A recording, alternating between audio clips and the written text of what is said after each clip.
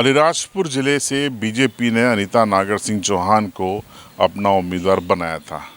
वो बिलाला आदिवासी समुदाय से आती हैं और इस समुदाय ने और इस ज़िले ने इस कदर दलगत सियासत को लगता है भुलाकर इतना स्नेह दिया कि झोली भर दी। अलीराजपुर विधानसभा 51,000 से अधिक वोटों से बीजेपी ने जीती। तो जोबट विधानसभा में जो बीजेपी ने कमाल किया वो ये था कि जीत तो 21,000 प्लस वोटों की है, लेकिन इसको इस रूप में आप समझिए कि कांग्रेस की विधानसभा के 38,000 के लीड को पहले उन्होंने कवर किया, माइनस किया और उसके बाद 21,000 प्लस किए। तो इसका मतलब है कि कांग्रेस को यहाँ पर 38 प्लस 21 इस नज़रिए से देखें तो करीब करीब 59,000 वोटों का झटका लगा है और ये बीजेपी के लिए सकारात्मक खबर है। तो कांग्रेस के लिए एक सेटबैक है, एक बुरी खबर है कि आखिर इस झटके से वो कैसे उभरेगी, क्योंकि आने वाले समय में बीजेपी लगातार अपने आप को इस इलाके में मजबूत करने की कोशिश करेगी। लेकिन कांग्रेस का जो सबसे मजबूत पक्ष है वो यही है कि जोबड़ विधानसभा में कांग्रेस के पास एक चेहरा है, सेना महेश पटेल। लेकिन बीजेपी के सामने फिलहाल चेहरे का संकट है। हम बात करें विशाल रावत की, जो बीजेपी से हाल ही में चुनाव लड़े थे, वो लगातार 3 चुनाव हार चुके हैं। 2013 में वो कांग्रेस से चुनाव हारे, 2018 में वो निर्दलीय की हैसियत से चुनाव हारे और 2023 विधानसभा में वो बीजेपी के उम्मीदवार के रूप में चुनाव हारे। ऐसे में अब उनके सामने कठिन चुनौती है कि अपना जनाधार और अपना भरोसा पार्टी के कार्यकर्ताओं पर, मतदाताओं तक कैसे बढ़ाया जाए।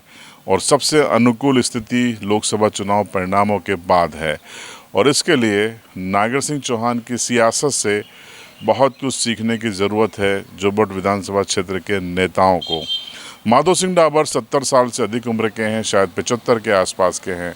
चुनावी राजनीति में उन्होंने अभी तक ऑन कैमरा नहीं कहा है कि वो संन्यास ले चुके हैं, लेकिन हाल ही में उन्होंने फिर से बीजेपी में वापसी करके बीजेपी को सहयोग किया था। अब ऐसे में सवाल है कि जोबट में किस तरीके की सियासत अब बीजेपी के भीतर देखने को मिलेगी, खासकर विधानसभा चुनाव के संदर्भ में, क्योंकि जोबट विधानसभा में कई नेता ऐसे हैं जो टिकट की तैयारियां जब शुरू होती हैं तब प्रकट हो जाते हैं। उनको लगता है कि संघ के समर्थन से वो ले लेंगे टिकट। 6 महीने पहले जागते हैं, मुसीबत के समय जब जनता को ज़रूरत होती है नज़र नहीं आते, संगठन के मंचों पर नज़र नहीं आते। ऐसे में कई और नए दावेदारों की भी एंट्री कांग्रेस से बीजेपी में हो चुकी है। तो जाहिर सी बात है कि जोबट की बीजेपी के भीतर की सियासत भी आने वाले 2-3 सालों में गरमाएगी और जो 2028 के विधानसभा चुनाव में दावेदारी करने का सोच रहे हैं, यकीन मानिए अगर उन्होंने अभी से खुद को नहीं झोंका तो वो रेस में काफ़ी पीछे छूट जाने वाले हैं। यानी जोबट की सियासत अगर करनी है तो मैदान पकड़ना पड़ेगा, फलिए पकड़ने पड़ेंगे, लोगों को पकड़ना पड़ेगा, उनके मुद्दों को समझना होगा और जो नैरेटिव सेट किए गए हैं उनसे बाहर निकलना होगा। जोबट की जीत ये बताती है कि किस तरह से चुनाव लड़ा जा सकता है और किस तरीके से जनता का मूड महज 6 महीने में बदल जाता है।